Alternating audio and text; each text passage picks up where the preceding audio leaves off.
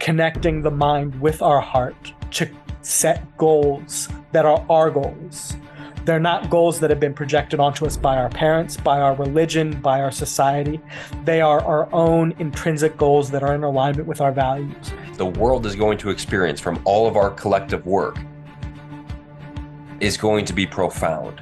Whatever is going on in your relationship with someone else is a mirror of something that is unhealed. I want you to do whatever it is that you can stay consistent with. And how can I communicate with my inner critic in a compassionate way that says, you know what, I am a good coach and I would like to be spoken to with more respect, inner critic.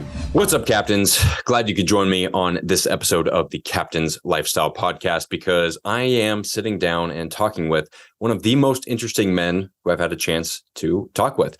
His name is Nate Baumgardner, and he is one of my good friends. And especially after he led us through a pretty profound breathwork practice this past week at the lake house, I knew I needed to have him on the show to talk with you guys. And bonus, he is giving this month's mastermind to the Captain's Lifestyle crew, which if you're not already a part of the crew, I highly recommend joining, because I have guys like Nate on the masterminds every single month. We have a different mastermind with a guest speaker from this podcast. Next month's mastermind will be with Jeff Lester, who will be facilitating a breathwork practice and yin yoga for the members of the crew. But this mastermind, Nate is going to be talking about psychedelics and breathwork. So it's going to be great, especially after you listen to this podcast with him and just all of the things that he's gone through and got to overcome, and where he is now and his experience in psychedelics. It's going to be a fun one for the crew to experience. So yeah, we talk about Nate's background, how he grew up, and how he lived for 6 years, actually more than that, in other countries, and knows all these different languages, and how and what ultimately led him to decide to quit his corporate job after a profound psychedelic experience and instead pursue his passion, which is what he does now, which is these psychedelic breathwork, mindfulness coaching for people to find their true purpose and essentially live the Captain's lifestyle. So this is a fascinating conversation. And before we dive into it, I want to give you a word from some of our new sponsors. This episode is brought to you by my friends at Bioptimizers, which is my favorite supplement brand specifically. And this is my number one recommended supplement that I recommend every person take. And there are very few, maybe I think just 2 or 3 supplements that I would recommend most people take. And Magnesium Breakthrough by Bioptimizers is one of those supplements, because up to 80% of us are deficient in magnesium due to poor farming practices. Our soil has been depleted of nutrients. Especially if you live an active lifestyle and you work out and you sweat, you're going to want to be supplementing with a high quality magnesium. What is it good for? It's good for improving deep sleep. It's good for reducing stress, decreasing muscle cramps, reducing headaches, and increasing muscular recovery. And that's just a tip of the iceberg. Magnesium plays a role in over 300 different enzymatic functions, so it's crucial to the body. What makes Magnesium Breakthrough different than one that you'll get at Sprouts, for example, is most of the ones that you'll buy in stores only contain 1, maybe 2 forms of magnesium, and they're most likely magnesium oxide, which is very poorly absorbed by the body. In fact, it's only like 5%. So it's really a waste of your money, and you're not getting those benefits. Magnesium Breakthrough combines 7 different forms of highly bioavailable magnesium. So I get all of my friends and family on this stuff. And once you feel the difference, specifically in stress reduction and improvement in quality sleep, you will be hooked. So I just give this stuff out to everybody I meet. It's like, try this, please, because most of us are stressed out. We struggle with sleep. It's a problem. This is by no means a cure-all, but it will absolutely help. And then it is one of the best first steps that I recommend you take. To get the hookup on Magnesium Breakthrough, head to magbreakthrough.com/Taylor. That will automatically apply coupon code Captain Morgan, and the link will be in the description. So check it out. Sleep like a baby, reduce your stress. Next up, this episode is also brought to you by Newtopia, which is a partner company with Bioptimizers. Specifically, a product that I want to highlight from Newtopia, which is their line of 100% customizable nootropics. They customize it specific to your brain's neurotransmitter imbalances, right? So it's awesome. It's not a one size fits all thing, right? It's specific to you. One I really like and that I take when recording podcasts is their Zamner juice. What this is a sublingual spray. So you just spray it under the tongue, and it's a very fast-acting neurotransmitter booster. Specifically, what this one raises is GABA and serotonin. So it'll help you relax, stay calm, feel good, energized, empathetic, and able to be more fluent with your words. So I take this one before social situations and recording podcasts. It's great to travel with. I keep it in my fanny pack, just bust it out anytime you need a little mood boost. So went down my throat. To get the hookup on Zamner Juice and all of Newtopia's products, head over to newtopia.com/Taylor. That will automatically apply coupon code Captain Morgan to save you 10% on the world's best nootropics. Click the link in the description and get the hookup. All right, now on to today's episode with Nate Baumgardner. Hello, and welcome aboard another episode of the Captain's Lifestyle Podcast. This is your captain speaking, Taylor Morgan. I am joined by my friend on the couch here, Mr. Nate. Is it Baumgardner? Baumgardner. Baumgardner. Baumgartner, if you're in Bavaria. Yes, I love that. And we are going to be talking about a lot of things. I imagine psychedelics. I imagine meditation, that breathwork practice that you led us on Saturday. We could talk about that. But before we dive into all that, a word from our sponsors. This episode is brought to you by LAMS, which is EMF blocking clothing. They're made out of silver, which is antimicrobial and blocks up to 99% of these harmful EMF waves that cause things like headaches, irritability, trouble sleeping, tinnitus, and oxidative stress in the body, essentially. So by wearing this EMF blocking clothing, it's like you're wearing antioxidants, right? So to get the hookup on anything from LAMS, head over to getlams.com, enter code Captain Morgan to save yourself 10% on the world's healthiest apparel. Next up, this episode is brought to you by HVMN and their new product, Ketone IQ, and these little shots. Nate and I are going to drink. Do you like some? Love some.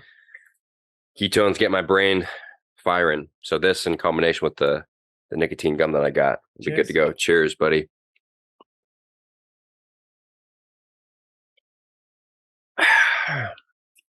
The line that I always say is, tastes like rocket fuel because it is. Really, really gets my brain going, and really good for physical endurance too. I've noticed it's one of my top 2 performance enhancers for physical performance. So to get the hookup on anything from HVMN, including these new travel shots that are below the arbitrary 3 ounces that you can take with you on a plane, you can get the hookup. Head over to hvmn.com, enter code Captain Morgan 10. That will save you 10% on the world's best exogenous ketones. With all that being said, this nicotine is kicking in. So let's kick things into gear. Nate Baumgardner. Tree gardener. In German. Oh, that's right. Baum. Yeah. Die Baume. Yeah. This tree. Gartner. Yeah. Where are you from? I was born in New Jersey. So southern New Jersey, Bridgeton Hospital, right outside of Cape May, which is the southernmost tip. Grew up in between there and central New Jersey outside of Philadelphia. And when I was 8, we moved to Wisconsin. So from suburbs of Philadelphia, lower middle class suburbs, out to the farmland of southwestern Wisconsin. How much time did you spend out there? From 8 years old until 19. Okay. What happened at 19? 19, I moved to Bulgaria. That is quite the shift. It is. What inspired that? So the high school that I was going to, my mentor, who was the administrator of the school, because it was a 50-person high school, Waldorf inspired, which we can get into if you have any inclination towards discussing Waldorf philosophy. I'm not familiar with it entirely. So yes. So Rudolf Steiner, we can go down this rabbit hole briefly, was a philosopher in the late 1800s, early 1900s, who developed this holistic system called anthroposophy. And within that was Waldorf education. He developed this Waldorf curriculum educational system that was aligned with several esoteric schools of thought that I am not well versed enough in to dive into. And it focuses on nurturing children's creativity, nurturing their connection to the humanities. We didn't even start learning math until third grade, and supporting what is thought to be support a child's openness and creativity and spontaneity. So this wasn't just a high school that you went to? So I went to a Waldorf-inspired high school, but I went to a traditional Waldorf middle school from 2nd until 8th grade. Interesting. Okay. What do you imagine were the benefits? Like, did that set you apart from other traditional middle schools and high schools? 100%. We were considered the weirdos who, we were doing all of this. It's called like eurythmy, where you spell out words and you feel in your body the sound of these Goethe poems, he was aligned with the anthroposophical movement, and was a very spiritual poet back in the 1800s. And so we would, all of these different poems and things, we would spell out the movements of them. We had these different, so we had like dance classes, we had Irish dance classes, wow. And a lot of our curriculum was taught by the same person, rather than, because it was such a small school, we had about 12 to 15 kids in our class. In what grade was this? This is 8, or this is 2nd until 8th grade. Okay. In our middle school, elementary school. Okay. Are you guys all the same age in class together, or are there different ages? All the same age in class together. Because I've heard of like alternative schools where they have all ages combined, learning similar things together. And I think that would be good for the younger kids to kind of look up to the older kids that way. Absolutely. And there were, because it was such a small school, about 100, 150 kids in that school, we did do a lot with like across all the ages. Okay. More than just assemblies. And we would partner up with different classes and do different activities that would support our integration, our level of mentorship, our capacity to, show ourselves as leaders in the school. And that was, further developed in the Youth Initiative High School, shout out Youth Initiative High School, Viroqua, Wisconsin, where students were 1/3 of the governing body, the hiring and evaluation committee, really, and had direct participation in the school and how it was run.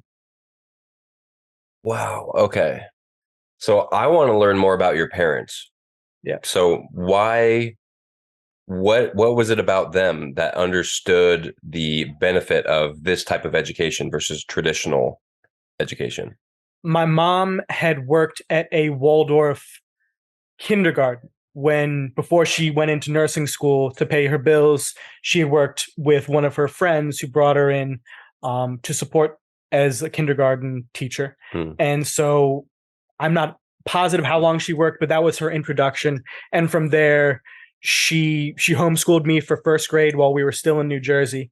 And then when it hit a boiling point, I was getting into fights when I would go to these parks, and she saw me being the outsider that I was, because I wasn't going to the elementary school that everyone was going to, and would go to the park and try to join in a basketball game, and was received in an antagonistic way at times. So 1st grade, we were part of a Christian homeschooling group, and then my parents were talking about moving to somewhere where they could have land, they could have a small hobby farm, and where there was also a Waldorf school. And they picked southwestern Wisconsin, the Cooley region, the Driftless region of Wisconsin, which is a beautiful place to live, and where my mom still lives presently. 13 acres, still has the hobby farm that I grew up in and my brother grew up on. So, wow. What kind of things did you guys grow on the hobby farm? So we had, through the ages of 8 to 19, had corn, we had basil, garlic, tomatoes, all kinds of we had like a decent sized garden. Mhm. We had pigs, we had goats, we had a steer at one Were you guys point. self-sustainable? Chickens. We were self-sustainable with eggs. We had eggs that we would sell. Not necessarily solely self-sustainable because there were lots of other farms that would focus on, like right down the road, there was a sheep farm. Self-sustainable within your community? I would say Interesting. largely and not prescriptively. Okay. So you still went to the store. we still went to the store. We would still buy, whatever sausage Mhm. or whatever we needed to supplement our meal. And to a large degree, we were able to buy whatever was seasonal from the Amish. It was big Amish Wow. country. They all support Organic Valley, which, the small town of 700 people, Lafarge, Wisconsin, that my Mhm. mom still lives 5 miles outside of, is the headquarters of Wow. Organic Valley. Interesting about Organic Valley. That's the like the dairy big dairy company. Fun fact. Yes. Let me hear. The CEO, his wife was my nutrition teacher in high school. Wow. So small Dude. community, and That's super cool. Yeah. And when I'm staying at my buddy Phil's place in Minnesota, we get our raw milk from a farm that supplies Organic Valley.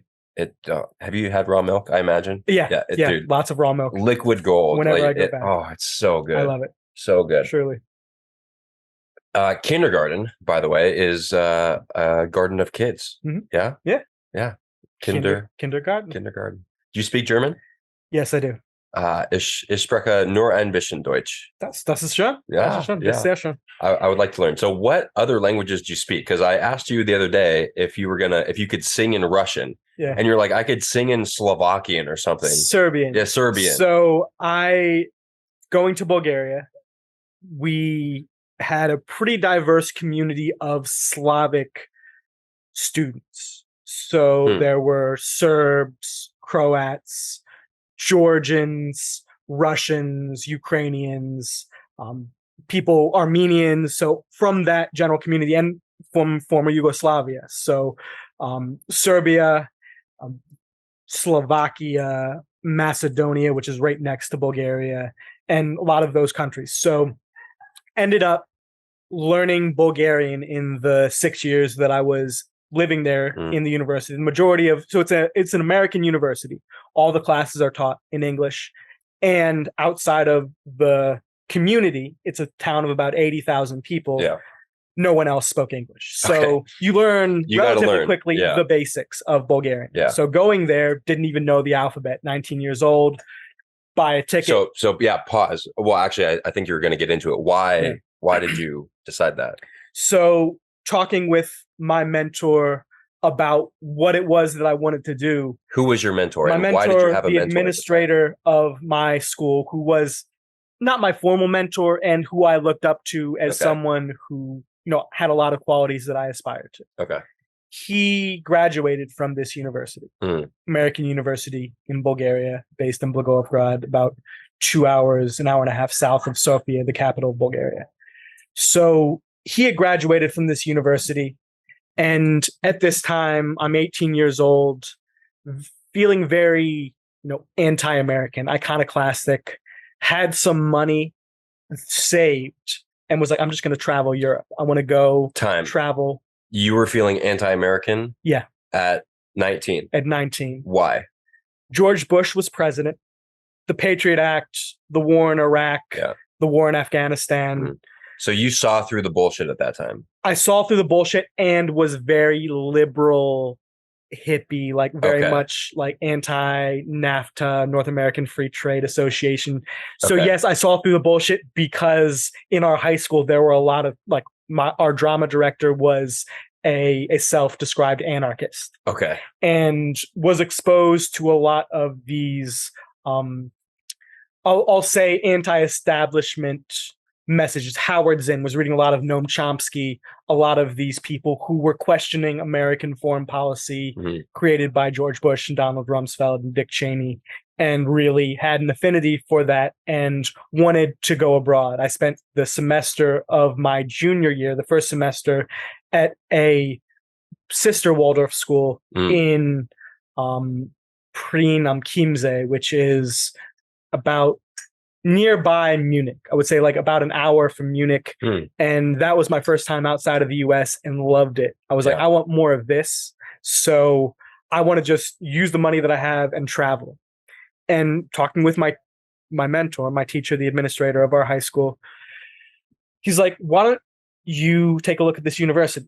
They have political science, they have journalism, they have these things that I think you'd be really a great fit for. And rather than just going and traveling, you can do that and also get a very affordable degree that the credits are transferable back to the US because they're accredited through some university in Maine. And if you wish to transfer back after 2 years, which I was thinking about initially, it's an option. So like, sounds awesome. I'm in. So get accepted to this university, go there. First year living abroad in a completely foreign culture was challenging, was rocky, missed my family, missed being in connection and having them as a support system, as I imagine many people. Yeah. What year was this? This was 2007. Okay. 2007. Okay. Yeah. Gotcha. So we had the internet at that time. We had the internet. Did you have cell phone with internet? I did not have a cell phone, negation acknowledged, until I was 28 years old. I didn't have a smartphone. I'll say that. I had a brick phone. So I went to Bulgaria. I had a brick phone that a Nokia. I got a Nokia, 10 euros that I got at, wherever the cheapest spot was, and had the little, worm game and nothing else on my phone. And so that was my phone experience that, I imagine is harder to track. At this point, I'm contemplating going back to that, for which I know a lot of people are in that mindset of like, all right, how can I intentionally use technology, which is something we can get into later as well. Yeah. And at that point, it was really just like, I don't really need to have constant access to the internet. And I enjoy just having the ability to text and call people. And yeah, that was where my head was at. So it was less of, I don't want the NSA to track me, and more, this is all I need. I was and still am a minimalist essentialist. And that is something that was, built into me and just was flowed. And I loved just having that fun. So you ended up staying there for 6 years, yeah? For 6 years. Okay. So how were you in school that whole time? No. So the first 4 years, finished my degree in political science and journalism. So political science and international relations, and then had a dual degree in journalism and mass communications. So graduate. Sounds like you're pretty busy. Yeah. It was two things that I still love, which are, the aspect of journalism within democracy, and then understanding political systems as they relate to a society. And that set me up for a really great understanding of, what the challenges and strengths are of, being in a democracy, and also going deep into Eastern Europe and the political systems that were faltering and were growing, and how they shifted through time, through the 80s, which was a big time for communism. And I tell people that I studied political science and journalism in a country where the politicians still kill the journalists. And it was very interesting to experience and have that context when I graduated and got a job as a recruiter and admissions counselor for the university. So at that point was in a relationship with a woman from Montenegro, and was looking to see how I could stay in this town, getting a visa that enables me, and also income. And it turned out that they were looking for an American who spoke a base amount of Bulgarian and who would be, the correct person, American University in Bulgaria, to promote the university and to have a very coherent skill set and communicating why that was such a unique thing. So after the 4 years, you got the visa. Yeah. You stayed to be a recruiter. To be a recruiter. Cool. After those 2 years in Bulgaria, then what? So was talking with my girlfriend at the time, and she wanted to transfer to the Netherlands. And I was at the point where, like, I know this isn't what I want to be doing for the rest of my life. It's served its purpose for this point, and I would like to go back to school and get my master's degree. And so we discussed moving to the Netherlands, and we send out all of our applications, and she ends up getting accepted to Amsterdam University and not getting the scholarships that she's looking for. So I got accepted to Amsterdam University, I believe, and also Maastricht University, which is in the south of the Netherlands. So Amsterdam is in the north, and then Maastricht is in the south near the Belgian border. So she ended up staying in Bulgaria. I went to Maastricht in 2013 I started, finished in 2014. Okay. So I find myself moving from Bulgaria to the Netherlands. So post-communist, the poorest country in the European Union, to one of the richest, most progressive, most, I would say, qualitatively different countries in the EU. Just in terms of social welfare, the relative GDP, all of these markers of social wealth. So very different cultures within, the box that we call Europe. And stay there, finishing my master's degree, finishing up the actual class portion of it, and then get accepted to an internship in Germany, in Bonn, Germany. What was your master's in? Public policy and human development. So looking at public policy, the policies that governments formulate, and how they can be created and analyzed in an intentional way to best serve the purpose of the people in a society or demographics, with a focus on environmental risk and vulnerability. Wow. Okay. So what was your purpose? Like, what was your thought process in these degrees? Like, what did you want out of this? What I wanted, and eventually was able to manifest to a certain degree, was to start an NGO, a non-governmental organization focused around supporting vulnerable communities, using this skill set of analysis and seeing a problem and being able to define a relative solution to that problem. So finish up my master's and get accepted to the United Nations Climate Change Secretariat in Germany. Did a 3-month internship while I was finishing up my master's thesis, which I did on the efficacy of, or the safety of, raw milk. Really? Yeah. Wow. I wrote my master's thesis on raw milk and raw milk legality and policies in the US. So I was, I'm in this like small German flat student housing, having these Skype conversations with farmers in upstate New York and Wisconsin, and looking at the cross section of the legality of raw milk and the CDC data saying, what is the actual risk based upon, what they're saying, that it's broadly illegal to sell raw milk from a farm. And why is that? Why is that?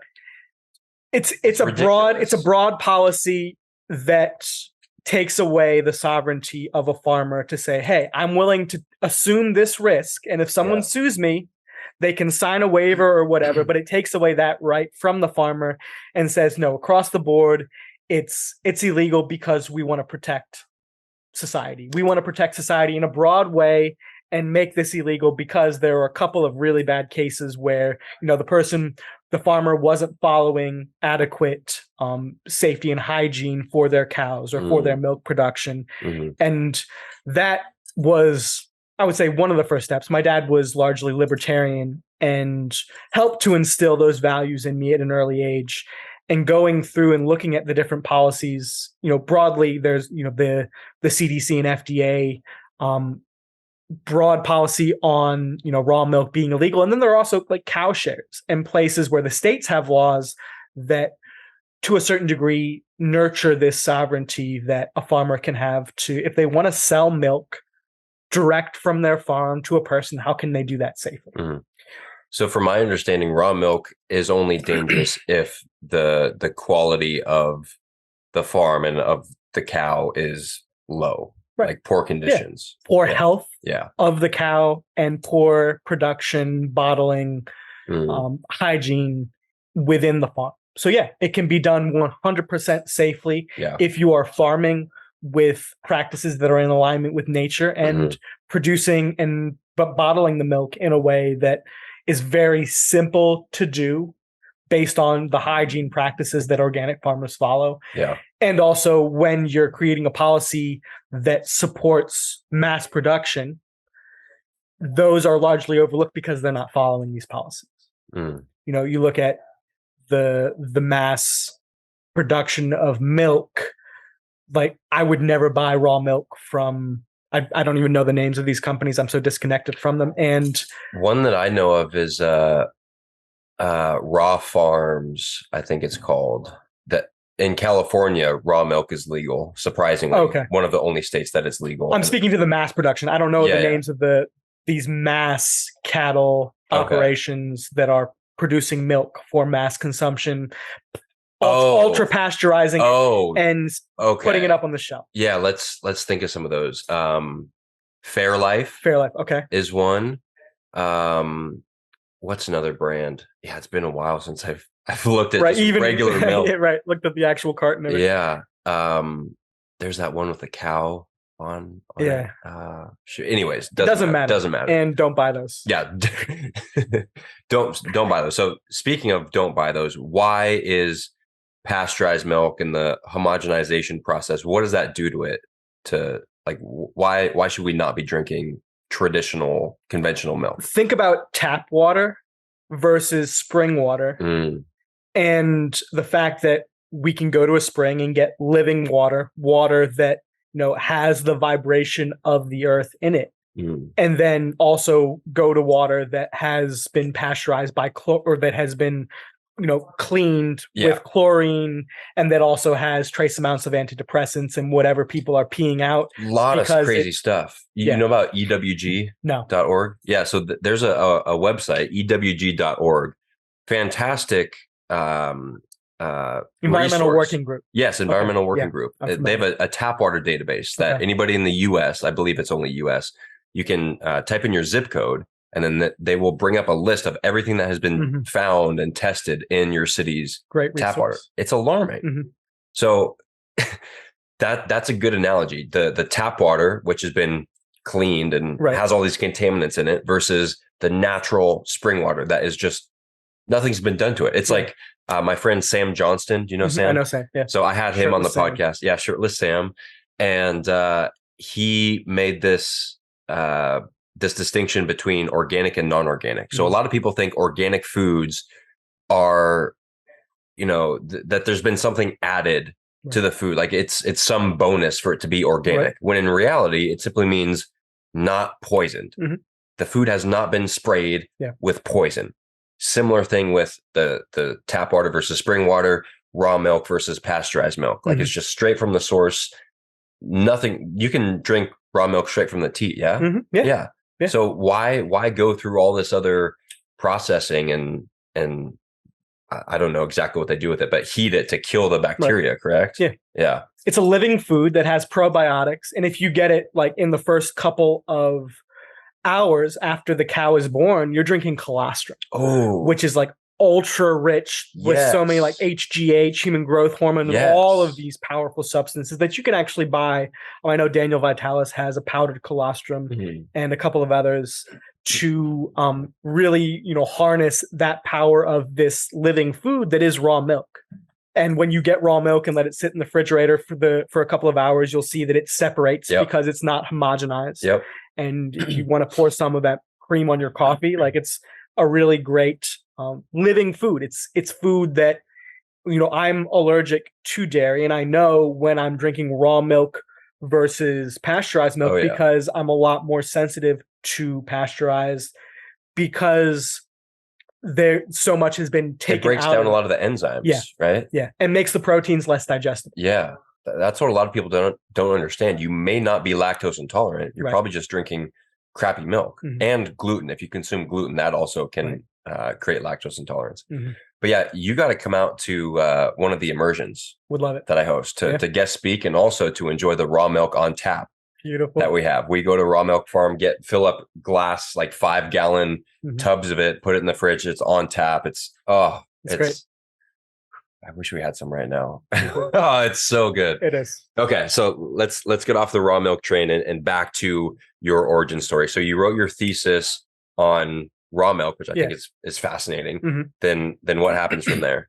So I finish up this internship with the United Nations and quickly learned that I hate massive bureaucratic systems. Yeah. I'm working on removing the word hate. So I will say I have less of an affinity for big bureaucratic organizations, because though you make more money, the impact that you are able to create is lessened.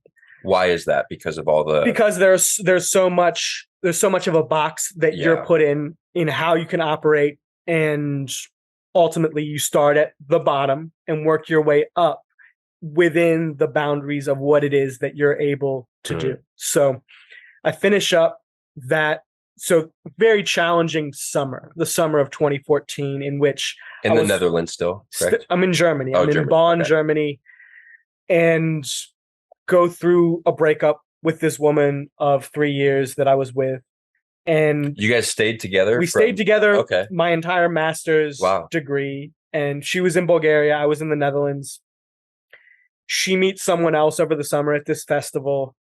I'm writing my internship and also writing my thesis and also doing this very intensive internship with the United Nations. And at that point, I was reaching this health crisis where I'm waking up in a panic. I'm deep in this space of anxiety about what my future is going to look like.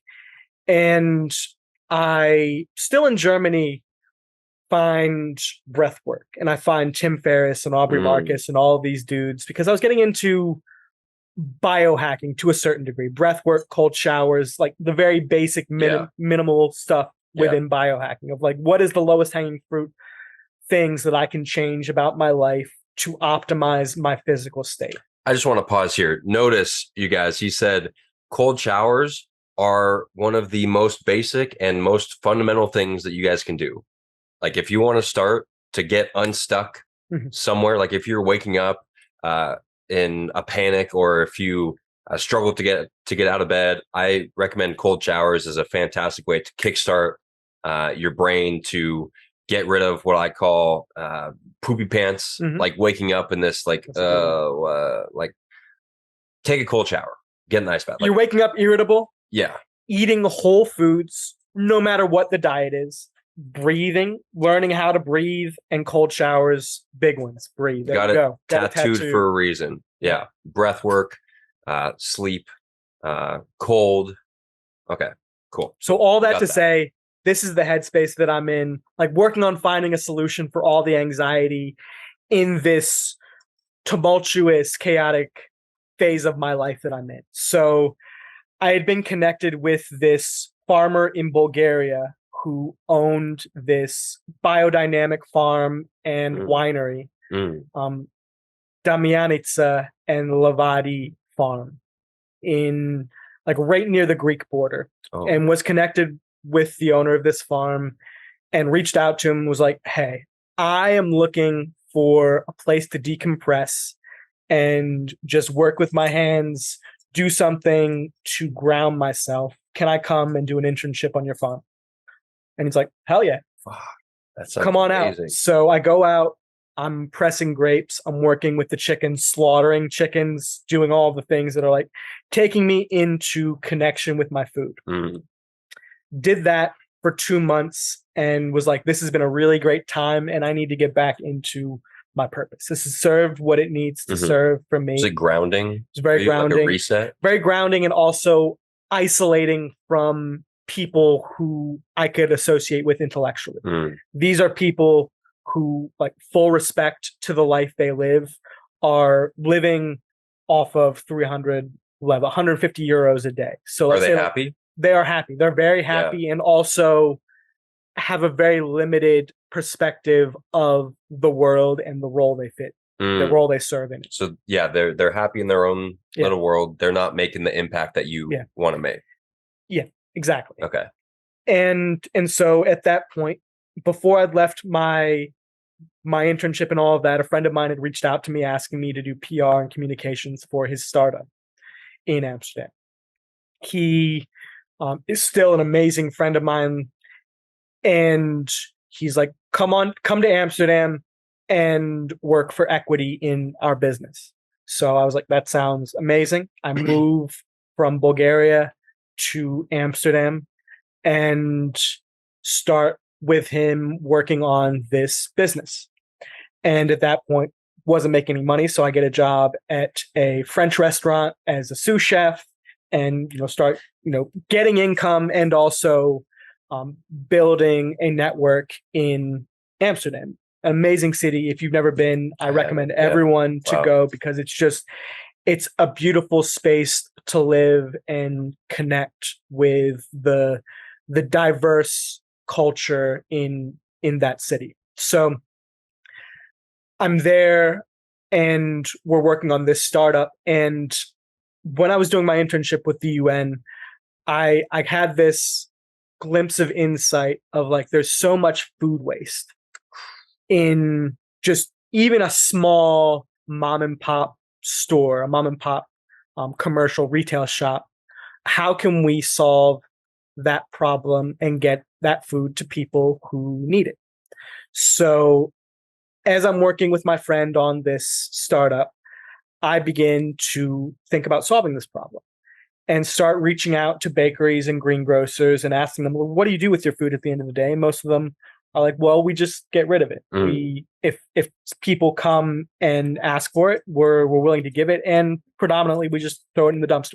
Wow. Yeah. So building these relationships, I'm like, well, I'm in the process of connecting bakeries and greengrocers with refugee and homeless organizations. Wow. Before I was even doing it, I was like, this is my intention. And they're like, we're on board. So begin to post on Facebook saying, hey, I'm looking for volunteers. I got a cargo connector. I found it on the marketplace, the Facebook marketplace of Amsterdam. I got this cargo connector for the bike. And Amsterdam being, or the Netherlands as a whole being a very bike culture, found volunteers who were willing to carry food from point A to point B to these homeless organizations and refugee support organizations. So in building relationships with these, both sides of the this space, and start to get more volunteers and more resources for these bakeries and greengrocers who are willing to give their food, and also people who are willing to support. And I'm connecting with other NGOs who are on a similar mission of food waste, doing creative things with food surplus. And was able to get to the point after 2 years of living in Amsterdam where I had this largely volunteer-based organization that was self-sustaining, essentially. We weren't making the money that I had aimed for. There were a lot of grants and things, and had not been accepted for any. So was running this with two of my other friends, one of which had invited me to the Netherlands to work for a startup that we were still encountering a lot of challenges in getting that monetized. Yeah. And had come to the point where the search year visa required me to either get a corporate job or fund my own visa, neither of which was I able to do. So I handed the management of this community organization, Bread Cycle, over to a German friend of mine who could live in the EU without needing to apply for a visa, and moved back to the US. To Wisconsin? To Wisconsin with my mom, and that was another rocky point where I was like, all right, this thing that I thought was my purpose, that I thought was my mission, is no longer. I'm no longer able to do it. Is So that still going? Bread Cycle? Bread Cycle is no longer going. They merged with another organization and are still working with the same, or I imagine serving a similar purpose, and also have expanded in that merging. Is that still a thing? Like, I believe look that up? Futsal Kringeloop. So VUIDSEL Kringeloop, KRINGLELOOP.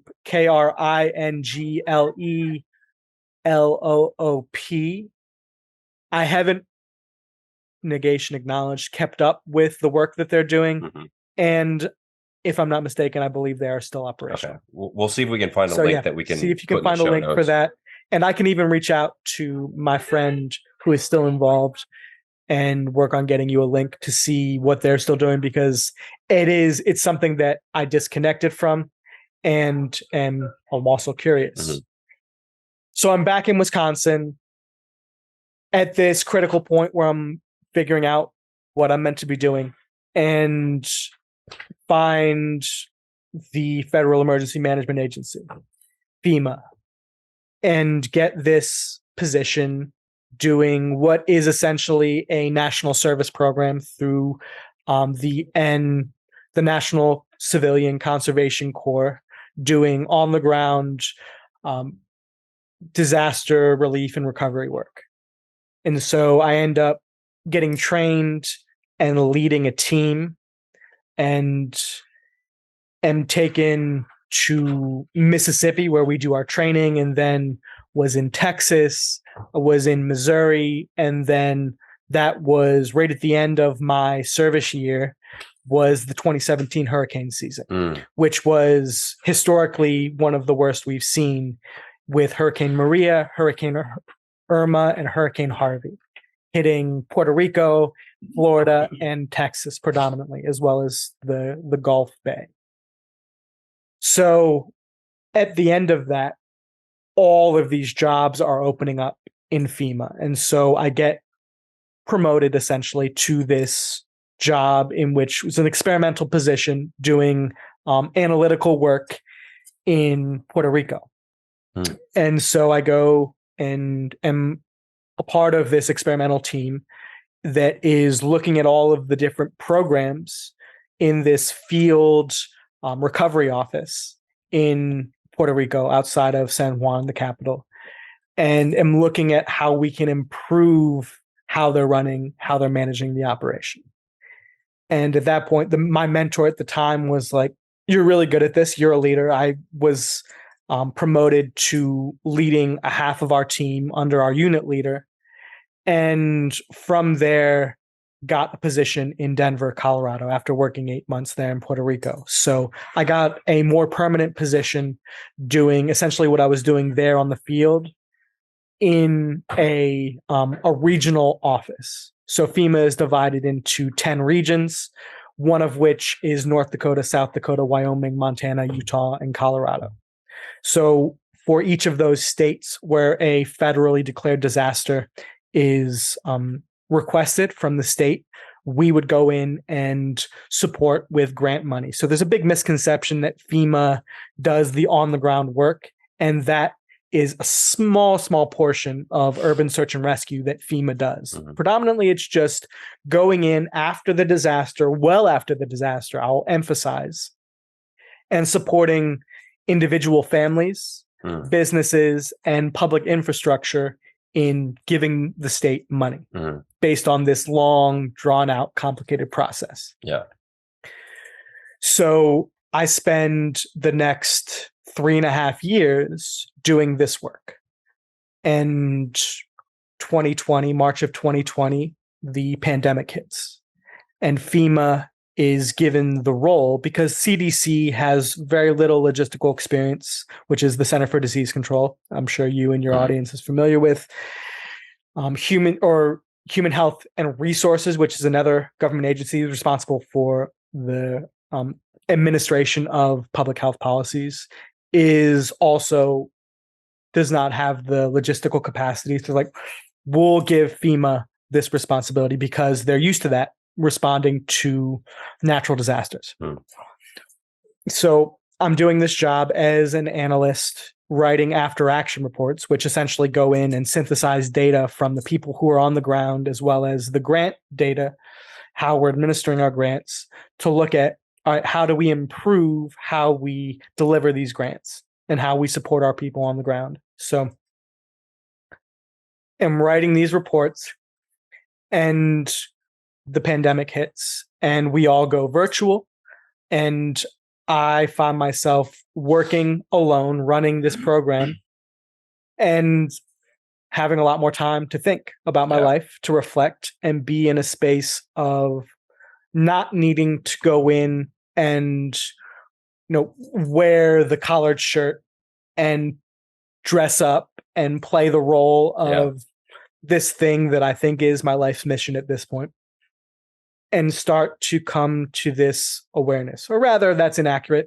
I took a large dose of LSD at one point. Summer of 2020, friend of mine gives me 5 tabs. I had heard, I didn't take all 5 at that point. And I took 1. Okay. And had heard Terrence McKenna talk about the heroic dose being 5 grams of mushrooms in a dark room. And I'm like, well, I'll start with 1 tab. Lowest minimum effective dose has always been a philosophy of mine. Like, what is the lowest dose that I can take that will still get me the intended effect? And so I download East Forest Music for Mushrooms. Oh, fantastic. Great album for psychedelic journeys. And have my face mask. I lie alone in my room, put on my face mask, set my intention at that point was to see the blind spots, to see where in my life I was living out of alignment with the things that I wanted, having all this time to reflect.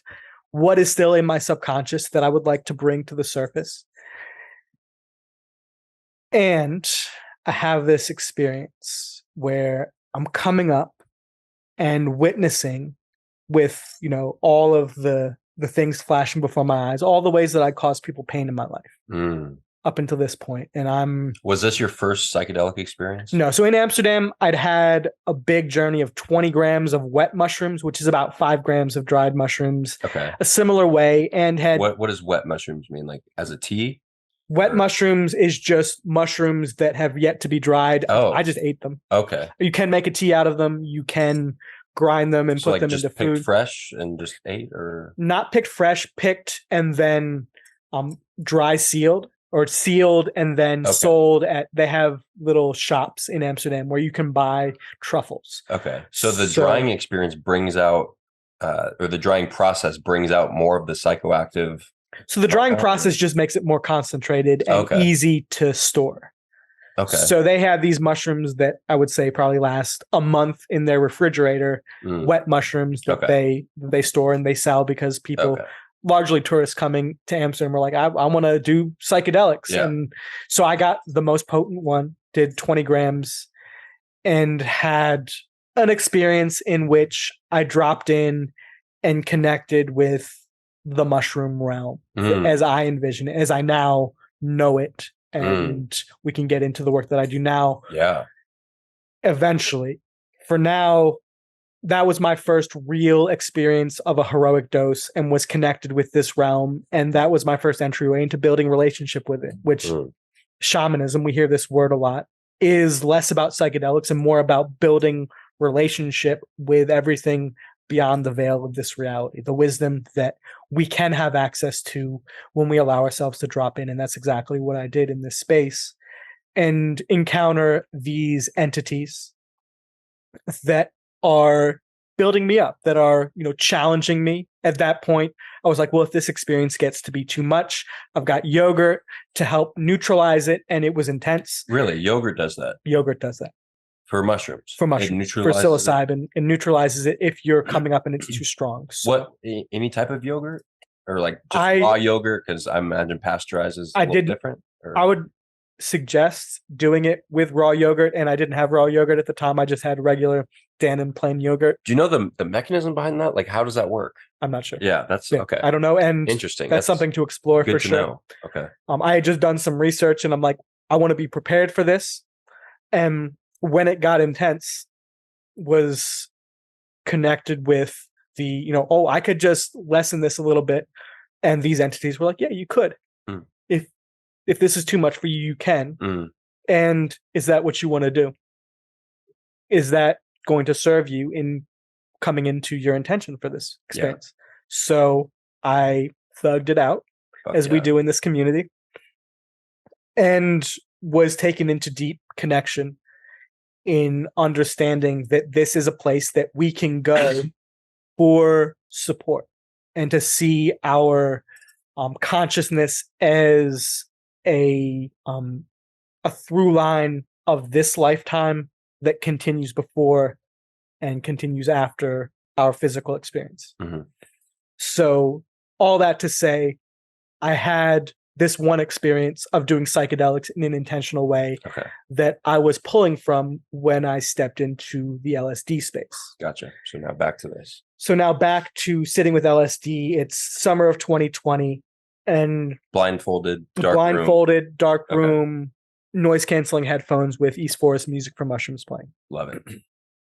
I'm taken into all of these ways that I've caused people pain, and I'm connected with source consciousness, God consciousness, my psyche, my soul, whatever you want to envision it as, whatever you feel it is. I call it God, or source consciousness. The universe asked me, is this something you want to still punish yourself for? And in that come up, the plateau was me going through this death and rebirth experience that I now come to understand as the shutting off of the default mode network, which is these regions in the brain in the medial and prefrontal cortex that is largely responsible for our ego and our egoic understanding of who we are in relationship with our reality here, our social relationship. Without our ego, I'm not Nate Baumgardner. You're not Taylor Morgan. We're dissolved consciousness in unity. And so I'm in this experience where I'm having my default mode network completely go offline and then slowly start to come back online. And I'm able to experience these quote unquote lifetimes in death and rebirth over the period of about 4 hours. And as I start to come down, I take off my face mask and I'm walking around my room, slowly coming back into the experience and look in the mirror and see myself age to 80 years old. Wow. And in my eyes, I'm able to see the lifetime that I have spent working for FEMA, doing the work that I'm doing that is out of alignment with my life. And see you saw this 80-year-old was the version of you who stayed in FEMA. Yeah. Okay. For the safety, the security, the pension, all of these things, and the life that I would have led in doing all of these things, and the level of unhappiness and disintegration and the energy, the disease, the energy of stagnancy and contraction that I would have held in my body, and all of the things that would have manifested in my mind, in my body, in my spirit. Did you know you were unhappy at the time? I did, and thought that, if I just do enough breath work, if I just do enough like nootropics, or, if I just meditate, do enough yoga, I'll be able to like mitigate all of this. Yeah. I'm so glad you said that. And I want to get deeper into this because I say the same thing to my clients who know that they're working a job that they don't fucking truly love doing. And it's like, yes, all of these things can help mitigate the experience that you're having now. But ultimately, until you quit and start doing your life's work, you will never be truly fulfilled. You will always be utilizing these Band-Aids as a cover-up for the experience that you're living. Essentially using the philosophy of the Western medical model to cover over the symptoms versus getting to the root cause. Yes. Which ironically was the work that I was doing within FEMA, was looking at the symptoms that we were seeing in the field and in our policies and all of these things that are, how do we get to the root cause and create policy around it? So there's this macrocosm, microcosm that, I'm applying these things in my work and I'm not applying them in my life. Yeah. And so in this experience, I come out of it and I'm like, well, now that I know that this path that I'm on is going to create this fundamental misalignment, or is fundamentally misaligned with why I'm here in this body, what is it that I can do about that? And I'd been following Paul Chek, shout out Chek Academy, been following Mark England, Mike Bledsoe, all of these dudes who are on their purpose and who are supporting coaches that I'd never identified as a coach. I've filled a role of coach in many people's lives. I was slowly progressing into a role of leader and mentor in the agency, in FEMA, and also had never considered myself to be a quote unquote coach. And I was like, well, if that's something I want to be, I can fucking be it. And it was that process of understanding my identity as a coach supported me. And how do I begin to build the skill set, the practical skill set of being able to guide people into a deeper understanding of themselves, to be that mirror, to support them in the habit and lifestyle change, as well as eventually the deep emotional healing work and processing of their trauma to best get them to a point where they can see their potential and act on that potential. And as with all embodied work, it started with me. Yep. Yep. Okay. So what happened after you saw this 80-year-old version of yourself that had continued this path of unfulfillment? So after that, I was like, that's really fucking uncomfortable. Yeah. And go down to Bear Creek Lake Park in Morrison, Colorado, Lakewood, Colorado, where I was living, and sit by this stream that, I still go back to this day when I'm coming down from psychedelic experiences, and breathe and ground and find a couple of initial action items that I can take action on as I'm coming down. And so I call a former partner of mine that I'd been avoiding and told her that, I think I may have gotten herpes from you, or I have herpes now and may have communicated it to you or received it from you, and had a really healing conversation around that. And connected with my brother who was about to have a child, and had a really beautiful conversation with him, telling him how proud I was of him, and that, we had disagreements in the past, and that no matter what, I support him and that I'm here for him. And so that, not necessarily connected, though everything is connected, to my life path. A couple of things that I could tell were front and foremost out of alignment with what I wanted to embody and be. And so listening to Paul Chek's podcast several months later, hear this advertisement for the Chek Academy. And I'm like, well, if I want to get a skill set to become a coach, that would be a great start. So I signed up for the Chek Academy, begin going through level 1. At that point, also showed up on an Enlifted workshop, free workshops that Mark England puts on. Yep. We're at the lake house right now. Yep. And he called me out on that workshop and took me through 4-stepped one of my stories. And he's like, well, if you had this capacity to coach your clients using this method, what impact would that have? And I said, it would be a night and day difference, because I don't have any clients at the moment and I want to be a coach. And he's like, well, let's jump on a call together. So we talked for 20 minutes. And the day before we had our call, I bought level 1 and lifted. So I was like, yeah, this is the next step. I'm in the Chek Academy, and I want to be able to facilitate what he facilitated for me for the people that I will eventually serve. Did Reiki level 1, Reiki level 2 attunements in that time frame as well, to get an understanding of energy, how energy moves, and how I can use energy to support people in the subtle ways that we communicate energetically, as well as linguistically cognitively, intellectually. Like communication is happening constantly in different ways that we are unaware of. So that gave me a deep grounding into that component of it. And it's a component that I still use to this day in my coaching and facilitation work.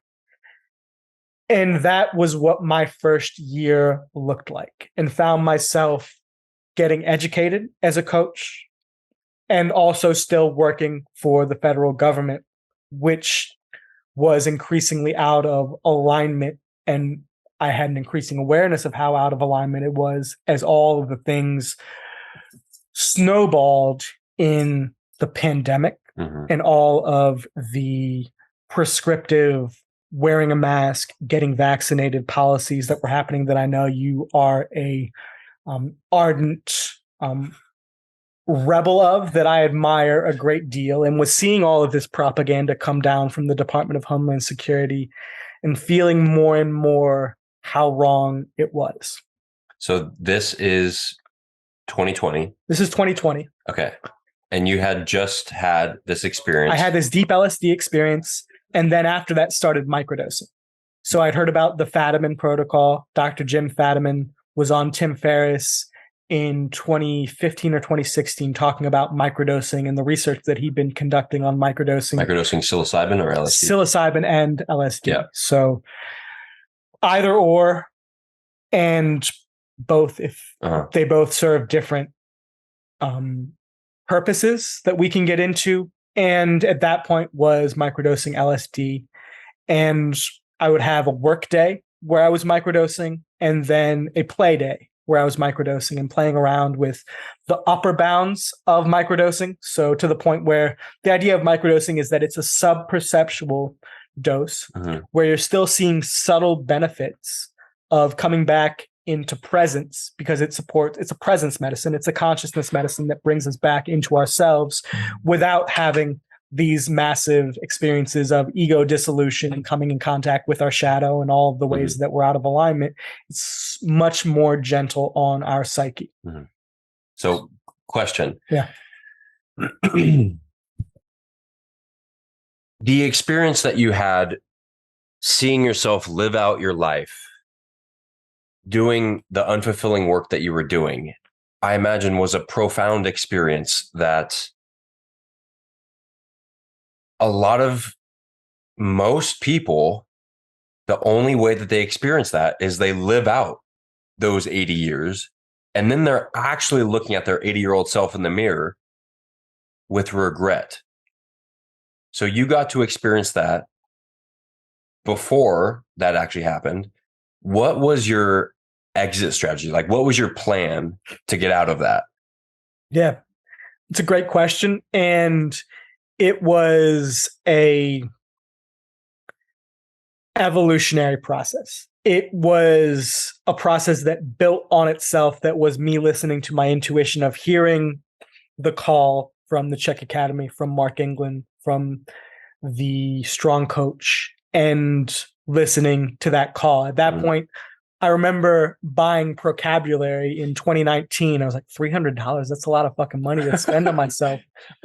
And I'm like, isn't it funny how we thought that was like it's a big investment, man. $300. I'd pay $3,000 for that knowledge if I would have had that sooner, you know? So yeah. Over that, I would say the past 2 years, invested 15, 20 grand in my coaching and in my education. And that understanding that I am worth spending this money on for pursuing my purpose was, I would say, negation acknowledged. It didn't happen overnight. It was, all right, starting with Procabulary, then building my comfort zone to spending $2,500 on a coaching system, or signing up for training camp for the soul, retreat and 90-day program for $5,000. So it was slowly looking at the money that I had been putting away for retirement to eventually spend the $500,000 in this unhappy, compressed, contracted, soulless 80-year-old version of myself, or spending it now to take the leap. I always say that I have an unlimited personal development budget. And admittedly, currently, right now, I have very little actual liquid money because almost every single dollar that I make, I either reinvest into my business or into my personal development and education. Yeah. And once I understood that, and once I saw the value in myself and that, like, what happens if I keep going? That was a question that Chopper Dave presented at my immersion to the group of us. And it hit Leo Savage especially. And he was like, whoa, like, what if I keep going? What if I keep being even more Leo Savage? What if I keep going with Steel Mace Flow? And I saw that in myself. And it's like, yeah, what am I saving money for the future when I could be investing that now, which will then allow me to make more money and a bigger impact in the future? So $300 for vocabulary is a really good and really cheap place to start with that. Yeah. I love that question, like what ifing the good shit, which is a practice that is supported within this community of like, all right, list out all of the what ifs. We're so constantly in a space of anxiety, many of us, including myself. Back then. What if it goes wrong? What if I fail? What if I choke on stage in front of all these people? Like, what if I can't think of a question to ask on this podcast? That's the anxious mind. Yes. That is the embodied anxious mind. And when I see this community that we're presently in the 4D realm, I love to what if, all right, we're each what ifing the good shit on the micro level individually. This is just the beginning. Yes. And this group of people all what ifing the good shit and supporting each other, collaborating and bringing in our skill sets to co-create. What ifing the collective is mind blowing. So I interviewed Mark yesterday, and I had a talk with Sammy the day before. And so I told Mark on our podcast that, or I asked him how he has been able to cultivate what's essentially the perfect puzzle. And each of us are a piece of that puzzle. Each of us bring our own unique skill set to the collective group, and bringing us all together at the lake house has just been a profound experience. And I was telling Sammy, what we are experiencing right now is just the beginning. It is the drop in an ocean, and we are that drop right now that is creating this positive ripple effect. I really think that it is still just the beginning, that we are just at the drop. Yep. And the ripples that the world is going to experience from all of our collective work is going to be profound. It has infinite potential. Yeah. And the limitations are our imagination. It's all in our head. Yep. Okay. So back to you and your exit strategy. Yeah. It's a process. It's a process. So one of the key points was an ayahuasca ceremony that very synchronously I was sent an invite. The people from the Kuntanawa Nation, which is in the Brazilian Amazon, they were coming to Boulder, and a massage therapist that I know was like, "Hey, we've been talking about ayahuasca. You should sit with these people." I was like, "I'm in. I'm doing it."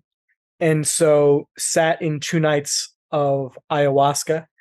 2 nights in a row? 2 nights in a row, which is an intense experience doing it once. And then into the next night, So the first night was largely focused around the way my judgments about myself and others are getting in the way of my experiencing joy. And the next night was even more intense and was largely, just energy coursing through my body, making me feel very intensely uncomfortable. It's the coldest I've ever felt in my life. And at the end of that experience, was it cold outside? It was cold outside and was under so many blankets that if I was not in the medicine, would have been warm and was not able to experience warmth no matter what. So coming out of those 2 nights was given the wisdom from grandmother ayahuasca. There's this conception that ayahuasca is the energy of the grandmother, the feminine, nurturing and stern and direct Right. medicine, and was told, you're on the path, Mm. fucking do it.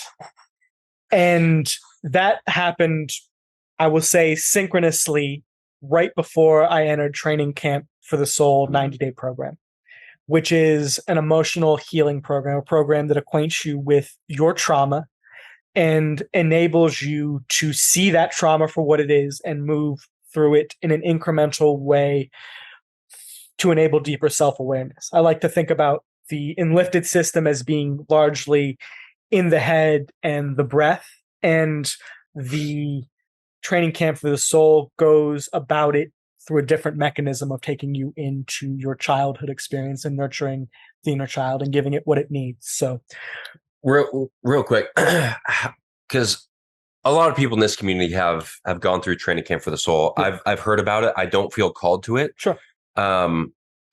For you, what was the benefit of going back to, was it relive that childhood experience, or to go back to that place, or what was it? Because from my understanding, I feel like I wouldn't benefit as greatly from going back to whatever childhood trauma I experienced, as opposed to moving forward towards this vision that I have for myself. Sure. I feel like going back wouldn't be as beneficial as doubling down on moving forward.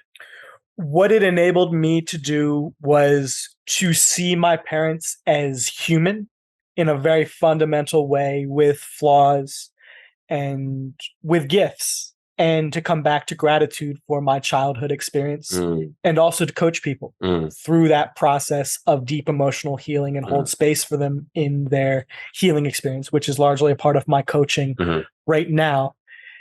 And yes, if you don't feel called to it, and if you feel in a good place, then, it's a no for now. Okay. And if you encounter a point where you're like, oh, I'm in this relationship where I'm being consistently triggered and I don't know why, and I'm feeling very challenged, it can be helpful to have that support system to take you through and understand at a deeper level why, or I would say rather, where and what that is rooted in. Seeing the root cause, if that's something that you feel called to. And when you say relationship, I imagine you mean both relationship with yourself and or relationship with somebody else. Yeah. Okay. It all starts with your relationship for yourself. Yeah. Whatever is going on in your relationship with someone else is a mirror of something that is unhealed. Bingo. Within you. Okay.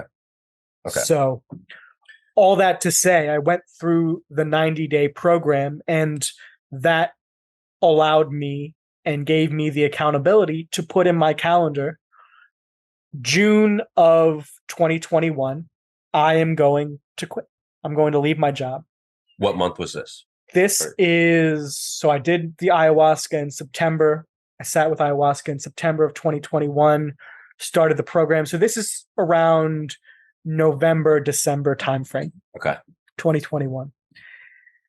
Put that date in my calendar, and right as I'm finishing up the 90-day program, the Department of Homeland Security comes out with the mandatory vaccination requirement. And so I put in the religious exemption and have this conversation with my boss where I was like, I'm not getting vaccinated. And he's like, I 100% support you, and we'll do our best to make this work. And we kept on getting these pushes to like, all right, now give us more and more data as to why you are not getting vaccinated. And crazy how we have to explain why we don't want to put something in our body. And mine was very fundamental. I was like, I don't believe that anyone has the right to tell me what I do with my health choices. I didn't even mention a religion. Yeah. And kept on feeling this push and developing my coaching practice, and reached this point where I kept on getting the push and was also starting to get clients. And the end of training camp for the soul culminated in this experience where I was like, well, what would it look like if I did this now? And so I call up my boss and I'm like, look, I would like to train up the guy who was working under me at the time to take over my role in 2 months and leave federal service. And I had bought a condo 3 years before that and started looking for renters for my condo in Morrison and found them within 24 hours. Wow. Since then, have been living nomadically. So I spent Christmas out in Wisconsin at my mom's and then came back to Colorado, handed in all of my equipment in January. And all of 2020 has been me traveling around. 2022. 2022 has been me living out of my car with my dog, coaching Mirko. Handsome boy. Shout out Mirko. Yeah. Mirko Crow Cup. Lap dog. 70 pounds of pure muscle.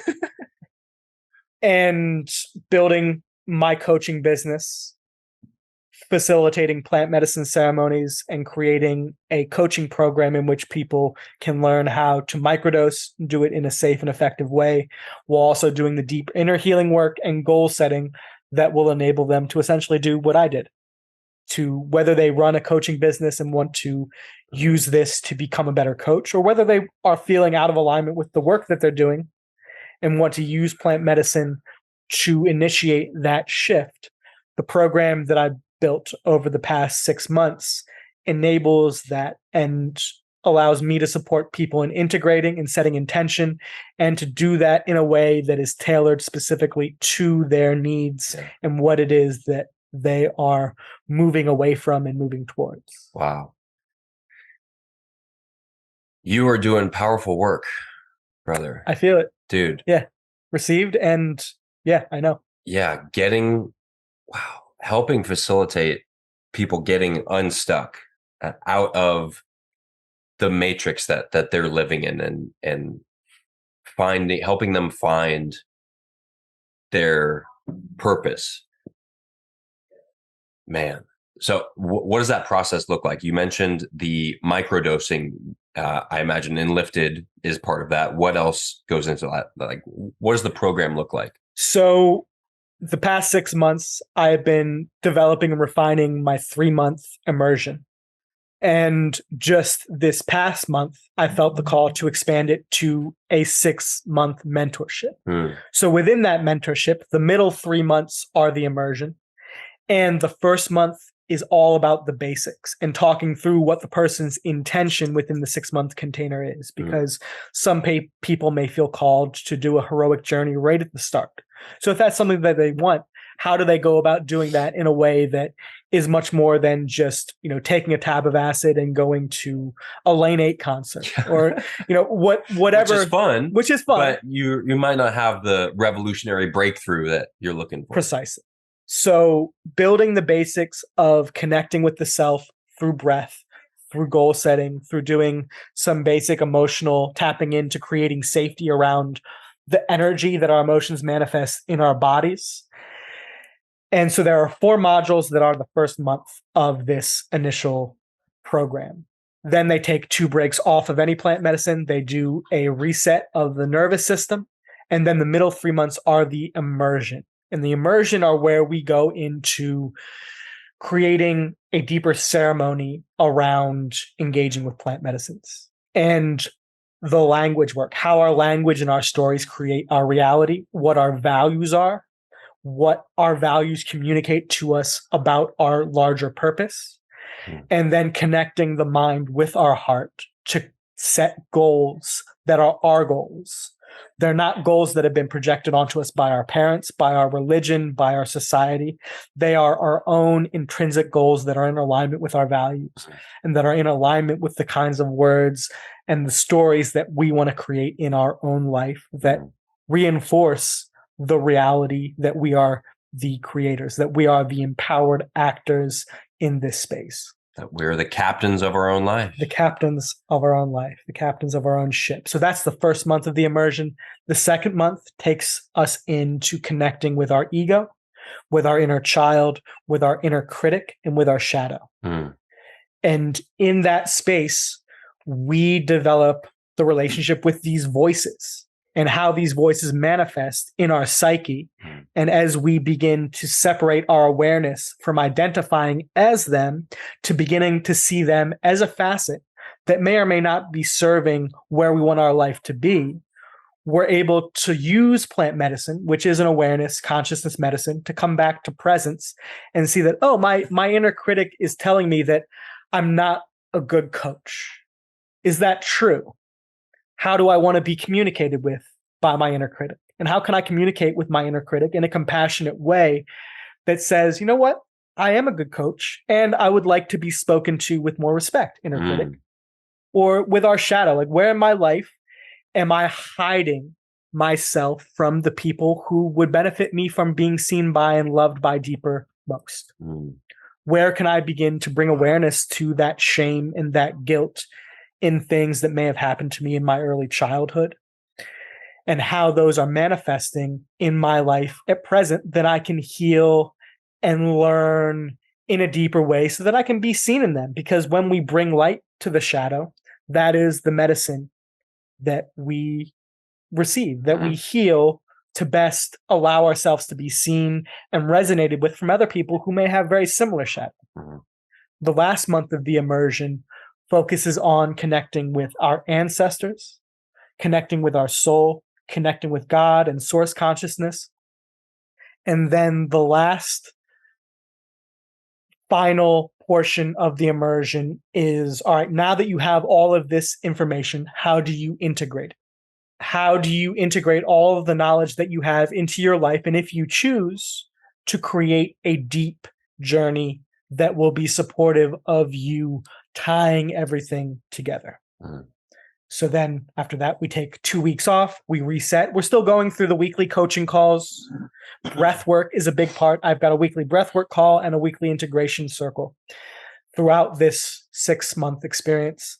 The last month, we focus on doing the inner critic work. So you write out all of the inner critic shadow stories, and then you go through them using the Enlifted process, 4-stepping them and healing them through being seen in all of these voices that are showing up in your head, in community, to move forward in your life and to integrate and set goals from a healed, embodied place. I like that you call it the immersion. That fits very well with my immersion. So absolutely going to have you come out as a guest speaker. I'm there. So during the immersion portion, is this a one-on-one thing or is this group? There are one-on-one coaching calls monthly and a group coaching call. I keep them at 3 people max per cohort. So very intimate. Very intimate. And doing the integrative support work as we even microdose, there are things that come up. Anxiety and tension and contraction as we experience our life from this way where we may be out of alignment, and how can we begin taking these small steps to coming back into alignment? Because ultimately, the best action is an action that you can take consistently. Ain't that the truth? Yeah. Consistency is huge. At what point? Oh, was this month 2 where you set goals? So we're setting goals in the first month, starting with the 10-year vision. Starting with vision casting and looking at 10 years down the road, what do I want my life to look like? Gotcha. And then through month 2 and month 3, we're getting more and more granular into the last week. We set KPIs. That once we move out of the container, what are the KPIs based on your 10-year vision, and for both your business or your professional life and your personal life that you can start tracking and measuring that will help you get further down the road towards that. And that's an evolving, iterative process. And teaching people how to create key performance indicators is a helpful tool to introspect and to think about integration, essentially. Yeah. This sounds very similar to my program, the Captain's Lifestyle program, minus a lot of the holistic health aspects of things. Because consistency, which we talked about, and understanding the why, like the greater vision, I believe are the two most important aspects of actually becoming who you want to become. Right. Set that 10-year vision, the setting your values, your purpose, like understanding where it is you actually want to go, and then working down from there. Okay. Down to the immediate daily KPIs, and then staying consistent with those. That is the key to change. Yeah. It's simple, and at times it requires us to have grace for where we are in our lives. Of course. And to forgive ourselves when we, spend a week partying and not acting on our KPIs. So let's get into that, because I get asked this question a lot by my clients.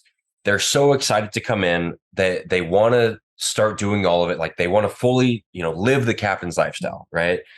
And I warned them at the beginning. I was like, hey, this happens to almost everybody. You're going to be very excited. You're going to want to start doing all these things, which is great. And I want you to do whatever it is that you can stay consistent with. It's almost impossible to just completely change your entire lifestyle, right? So what are the most important things that you can stick to and not worry about all these other things that you're not doing, and instead focus on the things that you're doing right? And a lot of times I find my clients forgetting the person who they were when they started, and they feel down on themselves. They're like, oh, I'm not doing my nightly ritual perfectly yet. I'm like, dude, relax. Like, remember where you were 2 months ago when you started? How do you help your clients understand that they don't need to be doing everything, that they're making steady progress? A lot of that comes back to the inner critic work that we do. Oh, the inner critic is what we embody. We take on these voices from our parents of what it means to be a good boy or a good girl. Yeah. And those voices are what come up in our psyche when we act out of alignment with those. So building a relationship with our inner critic allows us to give ourselves grace when we fall short of what we intended to do. And when we're able to come back to that place of self-love and self-connection, we're able to get out of that thought loop and back to, all right, how do I reconfigure? If this, morning routine that takes me an hour and a half to do, I'm not able to do consistently, what is the lowest hanging fruit? If I move for 5 minutes, drink some clean water, and then take 6 deep breaths. Yeah. How can I start back on the path and then grow and scale up in a way that best serves my unique body, that best serves me and the time constraints that I have? Yeah. And just being able to love myself more, because ultimately we're doing these things to feel good and to set ourselves up for a day that is successful, that we're able to connect back to what it is that we want, what it is that we need. Yeah. And act from that place. I've simplified what I consider to be an optimal morning ritual to the Cage's morning ritual. And that's an acronym: cold exposure, affirmations, growth, exercise, and sunlight. Perfect. So cold exposure, wake up first thing, take a cold shower. Like, don't check your phone, don't hit snooze. You wake up, get in the cold shower. Okay. Off to a productive start. You hit that reset button. The cold hits you, you're like, oh, I'm awake. Affirmation. And breathing. Breathing is a huge part of that. Well, I'm awake and I'm breathing in the cold, because try going into a cold shower and you tighten up, and then you start breathing in order to get through. I like just doing 30 deep breaths as a cold shower in the morning. 30 deep breaths and then a breath hold, and then get out of the cold shower. And love that. Yeah. Love that. Then comes affirmations, which you're very familiar with, reaffirming this person that you're becoming, right? Whatever those affirmations are for you. I have my clients in the program review their MVVP, their mission, vision, values, and purpose, really setting, reprogramming their mind, because for however long, the past 10, 20, 30 years that they've been conditioned to this former self, that's not going to make a switch overnight. Like, you have to review these things daily. So starting off your day with reprogramming, okay, this is the person who I'm becoming. This is what I'm working towards. That's what the affirmations. Then the growth, that's anything personal development related. That could be reading, educational podcast, going through a course, whatever. Exercise, really movements, just some form of movement in the morning, going for a walk, doing some yoga, whatever it is. And then watching the sunrise. Set your circadian rhythm, get the increase in dopamine, serotonin. That can all be done in, like, if you really had to condense it, like 20 minutes or less, right? Depending on how long you want to spend on reading or whatever. Sure. So it doesn't need to be this whole drawn out process, right? And just get as close to that as you can every day. Because I believe that if you win the morning, you win the day, right? So many people wake up, they hit snooze, they fall back into their old habits. So I believe that if you can stick with that Cage's morning ritual, that sets you up for a good start. Agreed. Yeah. That's cool. A very basic, simple way of breaking it down for people to be able to do something in a consistent way that, is fundamentally good for all of the aspects of holistic health. Yeah. So you've got 15 minutes before you're hosting a breathwork session. Yep. Correct? Okay. And I want to give you time before that to ground and reset or whatever you want to do. So let's real quick dive into some of the common misconceptions around psychedelics. Like anybody who has yet to have a psychedelic experience, maybe they're curious about it and they're worried about, maybe they grew up in the time where psychedelics were demonized, right? So they have this preconception around that they're all bad, right? There's a reason that they're illegal, So what are those misconceptions and how can somebody who is curious start to dip their toes into that world?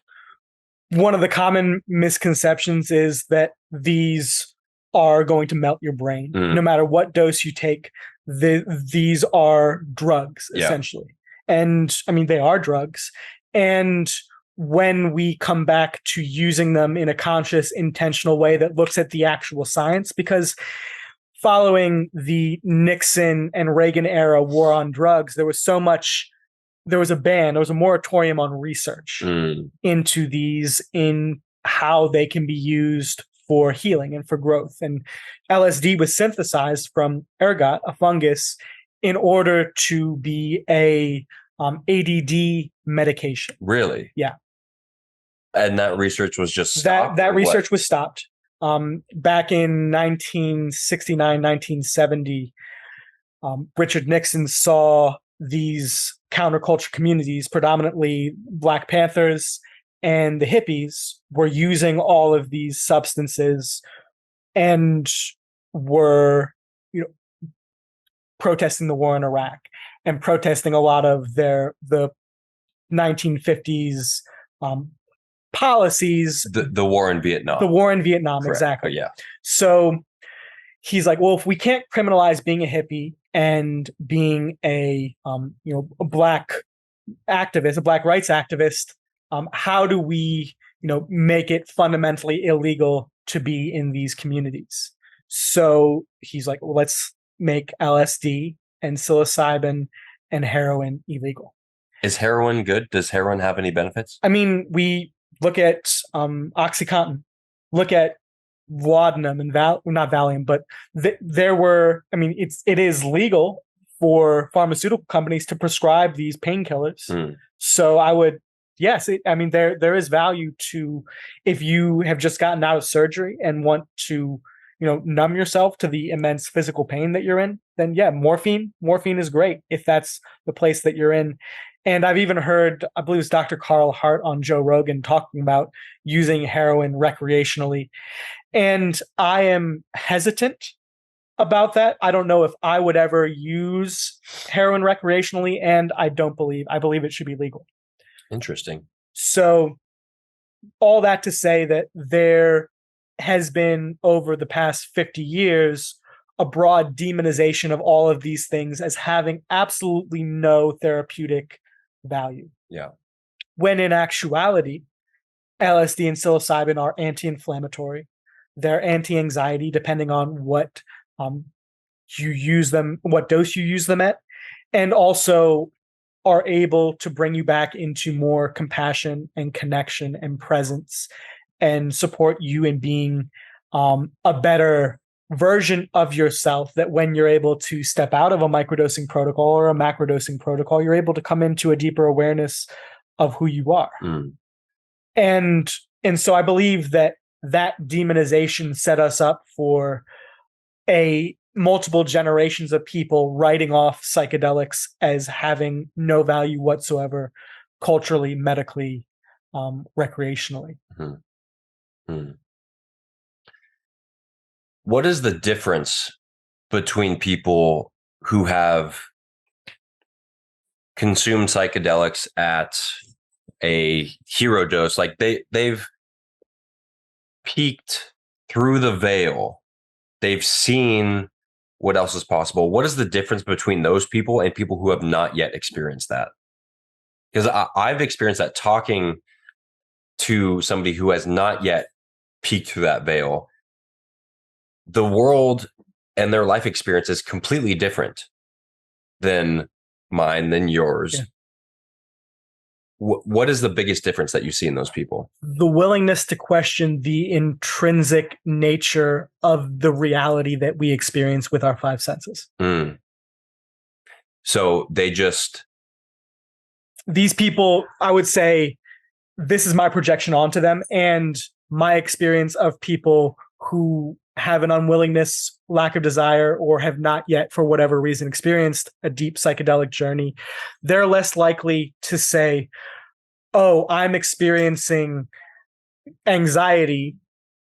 It's something that's an opportunity for me to go deeper inward and look at why. There is a direct projection potentially of this experience onto someone else, and you are causing this. So I would say the victim mentality is a commonality that I have noticed, and the lack of willingness to have that level of self-awareness, of even beginning to question, oh, this is my experience. What is at the root of this experience? And you can take that to the nth degree and think about, oh, we're in this layer of reality that we're experiencing in the smells that we have, in our sense of touch, in our vision. There's so much more beyond that when we start to tap into, there's so much wisdom coming through that we can connect with. And that's not LSD or mushrooms 101. LSD mushrooms 101 is coming back to yourself, and what do I have control over? What do I have sovereignty over within myself? And how can I begin expanding what I have sovereignty over to communicate that level of self-awareness to others who I am in relationship with to best serve myself and serve others? So this is going to be a broad question because it's highly individual. Where do you recommend somebody who has not yet experienced psychedelics, but they're curious? I imagine this podcast has reached a lot of people who have not yet had that experience, and this has made them curious to that experience. Where do you recommend they start? It's a great question, and it's a question that I get a lot. If they are curious and have yet to have an interest in exploring plant medicine, but want to learn more about the science, they can go to thethirdwave.co, which does a lot of great synthesizing of research that has been done into these substances. And they go well beyond LSD and psilocybin. I'm going to have Paul Austin on my podcast, and he is the founder of the Third Wave, and they do a lot of the harm reduction and synthesizing of research to show the actual therapeutic benefit of these substances. If you're feeling the call to explore plant medicine, what I tell people is, when it's ready to come into your life, it will be easy and it will flow.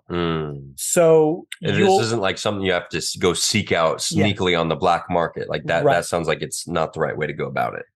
I'm hesitant to prescribe right and wrong. And I invite people to, if you're feeling that call, explore deeper, start talking with people, start having conversations about your interest and having that intention. We talk a lot about intention in our community. That intention will allow you to be seen by people in your interest, in your authentic curiosity, and will put you into contact with communities where that will enable you to come in contact with a person who's like, hey, I grow my own mushrooms. If you're interested, I make microdosing capsules and we'll give you some. Or, I know someone who synthesizes LSD. You've been talking with me for weeks about, how all this research that has been done on LSD. I've got a connection who I've got 5 extra tabs if you'd like them. So allowing it to flow organically rather than forcing it is something that is step 2. After you've gone in and you've seen the actual research and the potency that these medicines can have for you, and you still have curiosity. And trusting that there's going to be a level of fear, especially if you have the intention of going into a heroic dose, trusting that that fear is coming from a healthy place, that fear is coming from a place of respect for the power that these medicines have, and flowing with that. You may come into contact with someone who is like, oh, I'm leading an ayahuasca journey next week, and feel into that. Does that feel right for you? A big part of my program is teaching people how to listen to their intuition. And it'd be like, oh, this person is really resonating with me. I don't like the way this person makes me feel deep in my gut. And trusting that. Rather than being like, oh, I've been feeling this call to do ayahuasca for the past 8 years and nothing is lined up. It will. When the time is right, it will. And if you're not feeling it with this person, trust that. Okay. So real quick, because I want to get into this. I've talked to a few people about this. What is the best way that people can start to become more in tune with their intuition? Great question. This is a practice that I bring up on most every podcast that I go on. So I invite you to take a deep breath into the belly, closing your eyes, and let go of your day, of us being on this podcast, just connecting inward to your body, taking another couple deep breaths in through the nose, out through the mouth. And this is a great way for me to even just get into the mindset of leading this breathwork call right after this podcast, in through the nose and out through the mouth, and sitting in connection with your body. Ask your body, show me what a yes feels like. My typical yes is this triangle that comes up from my root to my throat and back down to my root. And it's just this pulsing that I get up from that, back down. And so articulate that out loud. This is my yes. Next, take a deep breath. Clearing the palate, that's my yes. Now I know what my yes is.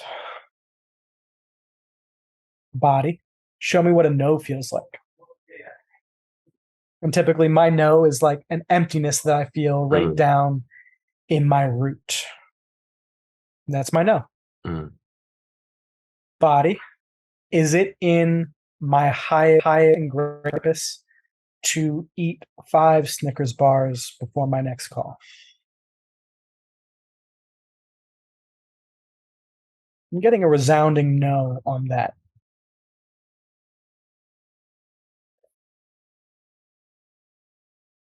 Yeah. It's an easy way for people to tap into what their intuition feels like somatically, what it feels like in their body, and to start making decisions, large and small, based on what they feel in their body.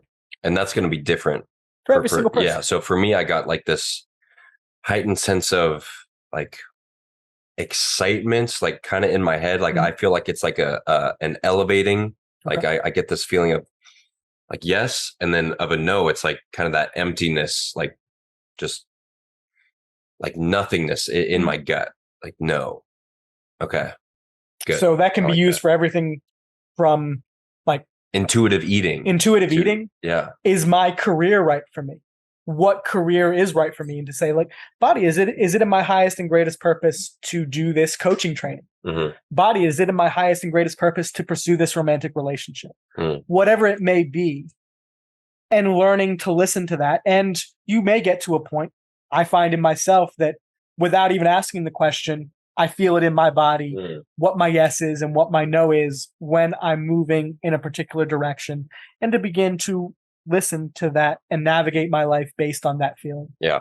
Last question. What are some more resources that people can tap into? So you mentioned thirdwave.co. Third Wave is great. Your podcast, what's that? My podcast is the Innate Flow podcast, where I'll be having you on, interviewing you tomorrow. I talk to coaches, I talk to spiritual teachers, I talk to plant medicine practitioners about how we can begin healing our collective consciousness in a holistic and intuitive way. And this is a part of my dharma. This is a part of my gift to the world that I will slowly begin to grow and monetize. I started it back in April, and it is beginning to build momentum. And it's something that I really love to do. I also have the Innate Flow LLC, which is my coaching company. You can go to innateflow.co, where I have information on the immersion and soon the information on my plant medicine mastermind that I'll be launching, or my plant medicine mastery program launching in November. And I lead a monthly breathwork circle, an ancestral breathwork circle, where we use the power of the breath to drop in and connect with our ancestors and the things that we wish to connect with from our ancestry, the things that we wish to release from our ancestry in a deep, safe, healing way without plant medicine, using solely the power of upregulatory and downregulatory breathing. And then I have my Instagram channel where I promote my podcast. I promote the coaching work that I do. You can find me at innate.flow on Instagram. Perfect. Links to everything will be in the show notes. And I would love to have you facilitate my mastermind for each month. I do a mastermind for my private online men's community. I think it would be fantastic to do a breathwork session. Beautiful. Perfect. We'll plan that for November, which is, I imagine, when this podcast will be released sometime around then. Perfect. Nate, you've got to run. Appreciate your time. It was likewise, fascinating, wonderful really conversation. Thank you for coming on. Welcome. Sending love. Peace, family.